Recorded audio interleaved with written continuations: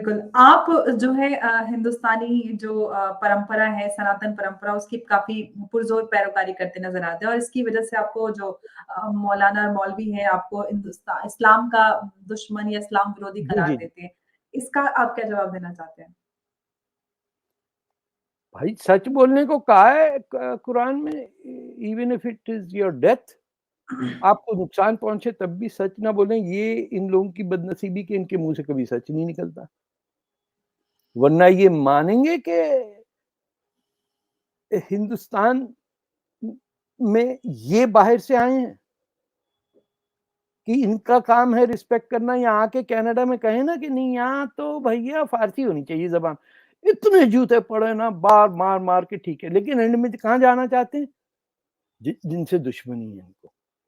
ये American embassy के बाहर खड़े होते हैं एप्लीकेशन लेके, बर्तानिया की, फ्रांस में, या अल्लाह को हमको ले ले, को उठा ले। वहाँ जाके फिर यूँ घूमते हैं, इस मोहल्ले में कोई शराब नहीं पिएगा और एंड में पकड़ा जाता है मदरसे के अंदर बच्चों के साथ मौलवी।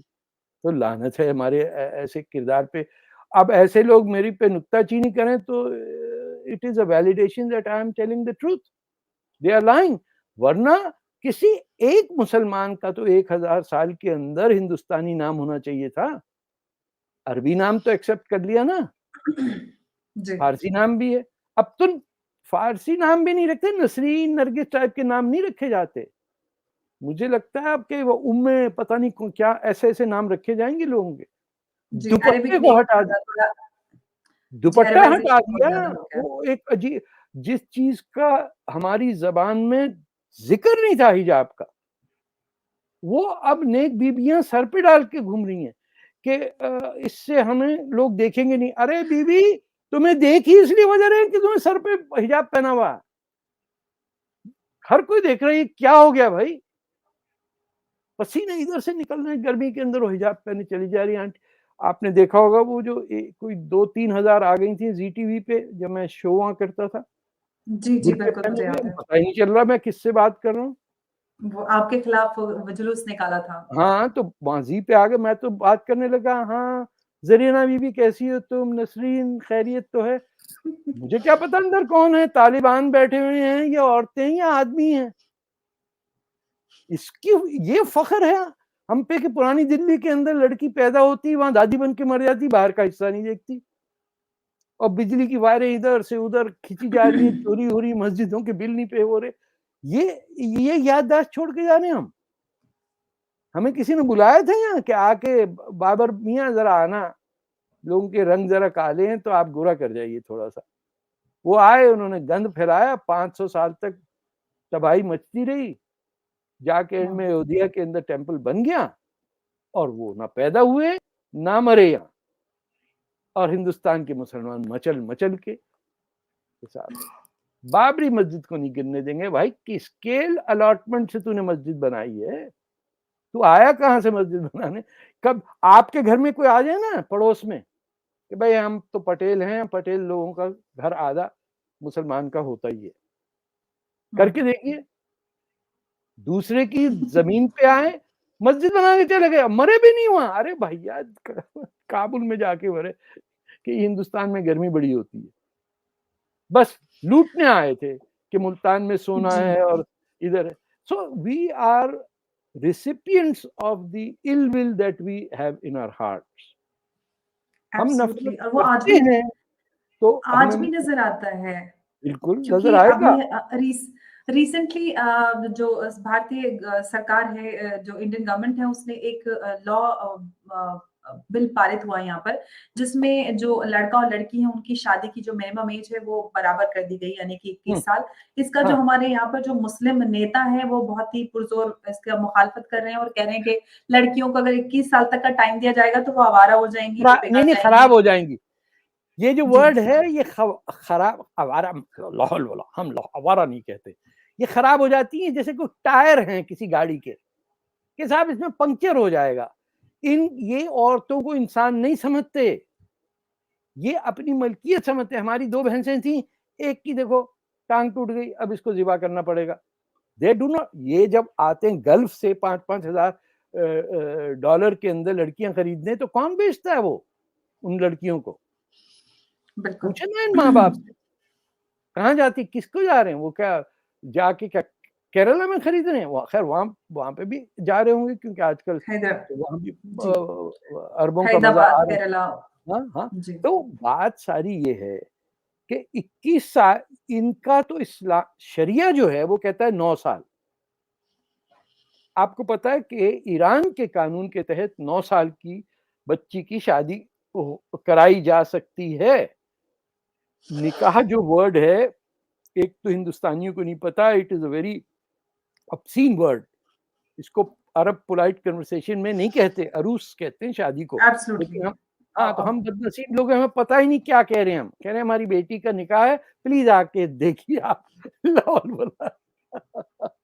तो ये जाके किसी को कुछ कह नहीं सकते, किसी की सुन नहीं सकते, तो ये ईरान के अंदर 9 साल की बच्ची का कानून बना दिया है कि वो आप देंगे किसी को, क्योंकि ये जो सेरेमनी होती है इसमें बाप देता है। ये शरिया कानून के अंदर जो आपने किया हुआ है कि you the father gives away जहेज नहीं शादी में भाई एक सोफा सेट, एक बेटी और एक डाइनिंग सेट और 2 जेवर के सेट, ये इस तरह माल जाता है कि जान छूटी, घर से गई। बेटी का हुँ, मतलब है प्रॉब्लम कि जी, इसका बिल्कुल। होगा क्या? बेटी पैदा नहीं होती, माँ कहने लग जाती। पंजाबी मुसलमानों की तो खैर गालियाँ माशाअल्लाह बहुत ही, तानू कौन चुकेगा ये पूछती हैं माएँ, कि तुम्हें उठाएगा कौन? जी, तुम्हारी हरकतें कैसी हो गई हैं? तुम कह रही हो मैट्रिक के बाद पढ़ना है। उस वक़्त तक बीए तक तो तुम खराब हो चुकी होगी। ये ये माँ-बाप जब ये सोच रहे हैं तो बाकी क्या सोचेंगे? बिल्कुल, अच्छा, और अरब कल्चर का ये है, कुरान ये कह रहा है 1, 2, 3, 4 जो तुम्हारे सीधे हाथ में आए। ये कुरान कह रहा, जितनी करनी करें आप, जो आपको करना है करिए। गुलामों से उठा लीजिए, उसकी बेटी को उठा के ये कर लीजिए तो वो कर लीजिए। तो या तो आप अपने आप में रिफॉर्मेशन लाइए, या ये कहिए कि भाई उस ज़माने की बात और थी, या ये कहिए कि भाई जहाँ लकड़ी नहीं उगती वहाँ कुर्सियाँ नहीं होती, इसीलिए हम ज़मीन पे बैठते हैं। बाकी सारी दुनिया कुर्सियों पे बैठने लग गई, हम अब भी ज़मीन पे बैठे हुए हैं भाई। लकड़ी नहीं होने की वजह से ही तो कुर्सी पे बैठता है बादशाह, कि एक के पास कुर्सी है, बिल्कुल, बाकी सारे ज़मीन पे बैठे हुए हैं। हमने आज तक नसीब में आए हैं कि जहाँ जंगल है, लकड़ी है, वहाँ पे भी ज़मीन पे बिठाया हुआ है हमें। तो तवक्को ना करें कि जो आलिम दीन हैं उनसे अकल आ सके। इनकी जब बदसूरत शक्लें इनको आईने में दिखाई जाती हैं तो ये बहुत नाराज़ हो जाते हैं। भाई है भी आप अपनी ठीक कर लीजिए। ये मूंछ दाढ़ी रखना बगैर मूंछ के ये तो पहला इंडिकेशन है। ये दुनिया में कहीं नहीं मिलेगा। या ओरंगुटान में होता है या हमारे मौलवी में होता है, मूंछ गायब है, दाढ़ी रखी हुई। भाई किसने तुम्हें बताया है कि ये इस्लामी है तरीका? बोला ये तो हदीस में है। अरे भाई फोटो वोटो नहीं थी उस जमाने में, को फोटो दिखा दो हमें कि बगैर मूंछ के दाढ़ी लगा आदमी जा रहा है। They look strange. I sometimes pity their wives. ये घर आते होंगे, बच्चे डर जाते होंगे, अब्बू आ गए। अब देखिए आपके प्रोग्राम के खिलाफ कितने फतवे आएंगे। अब वो तो मुझे आदत है हम्म, फतेह हम्म। के पतवास के टाइम से लेके आज तक मुझे गालियाँ ही आती रहती हैं। हाँ, अब तो एक आदत बॉल हो गई। एक को तो आपने थप्पड़ भी मार दिया था शायद।